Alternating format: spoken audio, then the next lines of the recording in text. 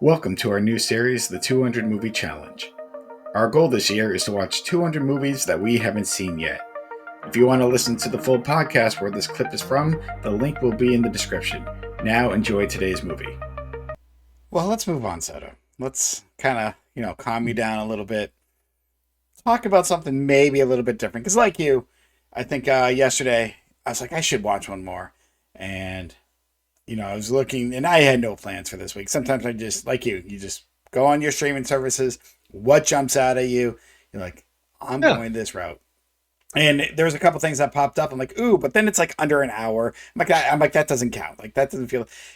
So Soto, before I even get into my movie, Soto, I'm going to make you happy. This is going to be a happy talk. I like this. Because this isn't a horror movie. But first of all, Soto, do you like the Nintendo Entertainment System? Do you like playing video games? I do. Oh, do you like talking about these old school video games? I'm talking about NES. I'm not going. Just stay in that era. So this popped up, and it was an hour and a half. So this is a documentary, by the way. And I'm like, all right, this counts. It's an hour and a half and a documentary. The name of this movie is called Nintendo Quest. The whole title of this movie is called Nintendo Quest, the most unofficial and unauthorized Nintendo documentary ever. So basically, it's called Nintendo Quest. It's on Tubi at that. I'm like, okay, because I did see a couple of these documentaries. I'm like, whatever. So let me explain to you the premise. It basically stars two guys. The director's Rob. He's just more the behind the camera. He does a lot of the narration. I just bring that up because this is his creative idea. His friend Jay is kind of the main character of this. Who is a huge collector. He has a huge Nintendo collection. He collects Star Wars. He's basically like the nerds like us, blah, blah, blah. And they were just talking about the complete collection.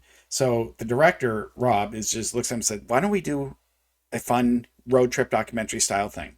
It's like, what if we go on a journey and you have to get all 678 official licensed Nintendo games? So this does not count any of the, the ROMs.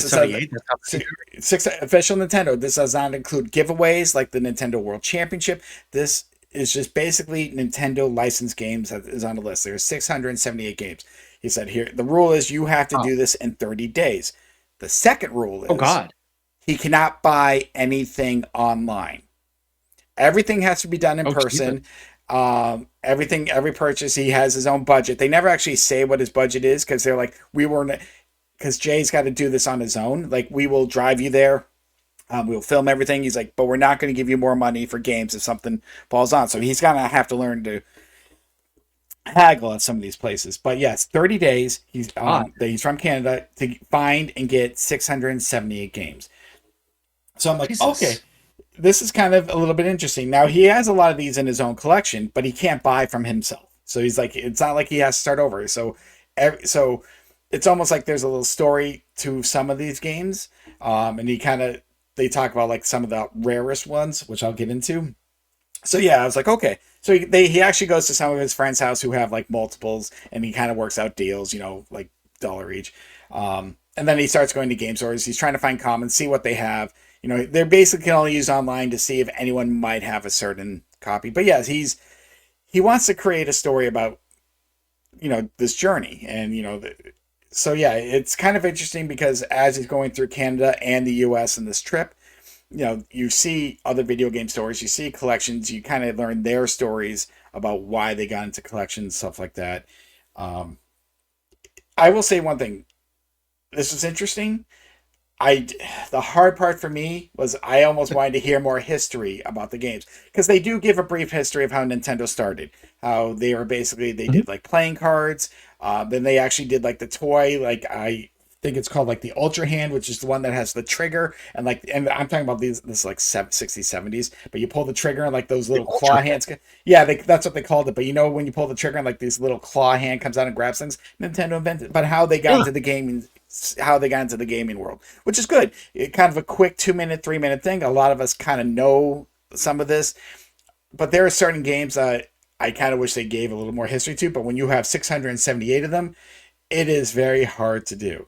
But the first 3-4 days, because he knows all the game stores in like the area and the cities around Canada, like the first 5 days, he already had like 300. He always halfway. The problem being is some of the rarer games, and the rarest licensed game is actually something called Stadium Event Soda. You might remember this. This is the game that came with the friggin' pad, the one you put on the floor. Played it a lot. Yes. Yep. If you have Stadium Events, it is worth a pretty penny because he actually a lot of people in the gaming community knew that they were doing this documentary, and they called him up and like, hey, I got these games, can you meet? Blah blah blah. A friend of a friend had a guy in Florida who had a copy for Stadium Events, and he was willing to sell it for $4,050. Now, obviously, he's looking at this budget, and to him is like, this is the one game we might not see again. He's like, do I spend a lot of this budget now and try and talk them down to other, some of the other rarer games that, he might need to find? He's like, this is going to be the hardest one for us to find. And eventually they come to a deal. It's like, yeah, you know what? Let's just do it. 4,050. He's like, my friend, their mutual friend, will give you the cash, give this.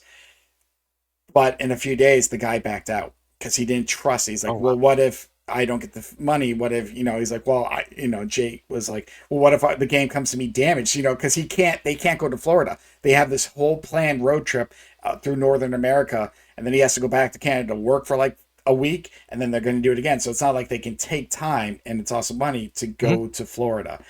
So anyhow, that fell through. But the interesting again was the meetings of certain collectors and just seeing the shit they had. So I was like, damn, you knew they spent time and money. The most hilarious thing is in one of their stops, and I want to say this might have been in Michigan, and there was another rare game that they were looking for, and they heard it was coming in.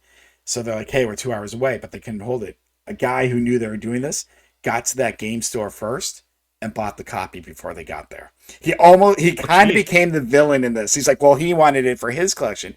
And Jay was like, I can understand the collector's mentality, but what they did is they went to stores around, they knew his collection, and they found a game he was looking for, a couple games, and they actually bought it at those stores. They already owned it as part of this collection, and they did a trade with him. They went back. So it was hilarious, but it just shows, people trying to get the ultimate final collection of like every licensed game.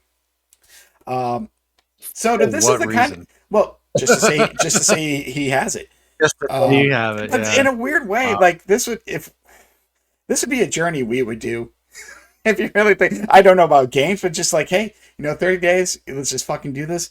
So at the end of this 30 days, he had 653 out of the 678. Ooh. 15 out of the 20 rare games, and he had 9% budget left. He didn't even have he didn't have Stadium Events. He didn't have a couple of the others. But basically he was missing 25. Then Soto, it flash forwards 8 months later, and the director comes back with the camera, and he's like, hey, they kind of do a quick catch up. Now they've been childhood friends. They've known each other since they were like 9-10 years old. So, and Jay was like, this is the collection that I did for the movie, and he has this other shelf. These were the 24 that I had to search online, haggle. And he's like, there's one game missing. And he's like, Stadium Events. And in their travels, one guy had 2 copies. They couldn't. They met a second guy who had 2 copies with the cover box, and he had it. Wow. It was just like he was willing to sell one, but the price wasn't there. And because he's like, I can't separate the game from the box. He's like, you have to buy both. He's like, I'm not damaging this for but they can't, I guess they can't price. And Jay's like, these don't have stories, but he's like, I want to make a story out of the final game. So he went back, they talked. He got the final the copy. He took, one was unopened. So the guy kept the unopened one, which goes for tens of thousands on eBay. I know eBay's eBay. That's amazing. But even though it took an extra 8 months, he did accomplish his goal. So it was very interesting. It is very nostalgic looking at the Nintendo games. My only gripe about it was like, I kind of wish and I guess it's me, it was more about him and his journey, and he talks about his anxiety, about his relationship with his dad, how his dad didn't get video games, and how that almost caused a rift between them. So there's a lot of personal stuff, which was great. And that's kind of what you want. You want the main character, even though, to be sympathetic, or you can be like, you know what, I get that. But a part of me is like, yeah, I kind of want to hear some history in the games, because that's the geek in me. I mean, we know the history on a lot of these games. You know, the typical Legend of Zelda, Super Mario. Everyone knows that. But I didn't even realize Stadium Yeah. Events is out of the licensed game like the most one of the most sought after. There are a couple others like I've never even heard of. I was like, whoa, what is this game? And it's getting brief, but what can you do in an hour and a half? Um, but yeah, the quest is Right, fun. exactly. But again, it made me be like, God, this is a journey. Like if I was 20 years younger, I mean, you were like, let's just do something stupid, go on an adventure. I'm like, maybe like it might have been doing a movie, but the point was it got him out there. He even said like he never was able to haggle prices because he was always afraid to talk to people. It taught him how to do certain things, be more interactive with others. Because he was more of a hermit and insider. But so yeah, I'm glad he finished his collection. Obviously, I think he put up it took him 263 days. But the fact that they got 653 in 30 days is insane. But it also shows you how many video game stores are out there, especially old school ones. So Can't believe there's that many. What would he put all these games? I don't know. He actually after his first trip back, so he had to go back to Canada a couple times because he had to go to work. Like he had to make funds for this because he still had to make his own take care of himself. He had bills to pay and shit like that. But he bought like cleaners, and they show as he's talking, he's literally like cleaning the outside of the cartridges of the games, the boxes that you did have boxes for. So no, he had shelves. He put it up. He like I said, I mean, sort of some of the things they showed, like his Star Wars collection was fucking insane.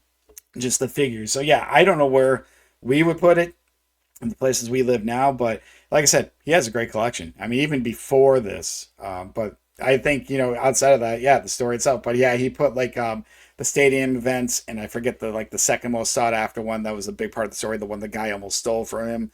Kind of like on this nice glass shelf, and then it shows him at the end. He has the pad out and he's playing with the game on the pad, and I'm just laughing my ass off.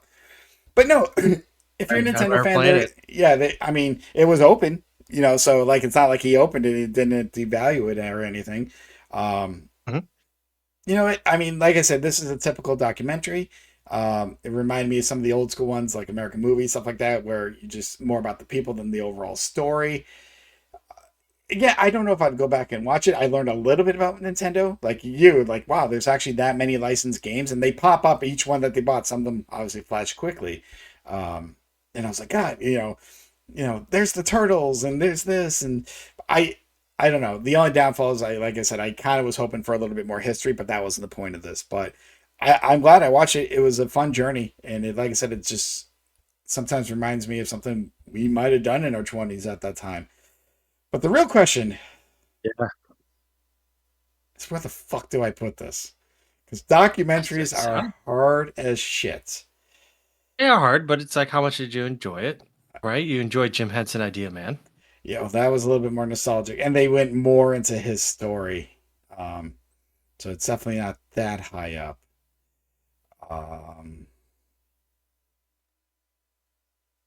Am I really there? Am I really there? I'm sensing. All right, I'm curious. I'm looking at a number right now, so give me a number.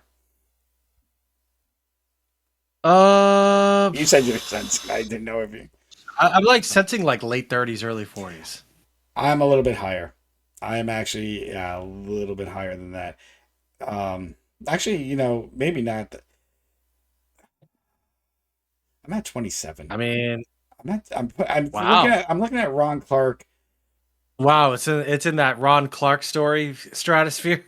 Yeah, and Les Mis, because it's hard because I'm looking at the 30s. Alita, Super Mario Brothers, Tucker, like all these 30 movies, and I'm just like, I don't know. Fuck. This is one that's going to jump around because I just watched this yesterday, and I don't know if it's going to sit, but yeah, you know what? I'm going back there. I'm going right around Ron Clark at the moment. I have a feeling so this is going to fall though. When I sit and think about it again, because it's hard when you start thinking nostalgia.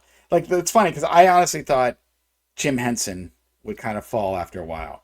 Because when I thought about it, It's been pretty steady. It has. I think it's it's number 5 right now for me. Yeah. But because what that documentary did, which is what it's supposed to, like it really showed the history of him. It wasn't, they didn't really have to rely on the Fraggle Rock, the movies, Sesame Street. Yes, they show it, but it was more about his journey, you know, where he came from. So I learned so much about him that it gave me something new. This obviously, this taught me a little bit more about new games. But at the same time, it's not like this guy is like outside of this. He's not a movie star or something that's gonna, you know, this is just a very independent documentary.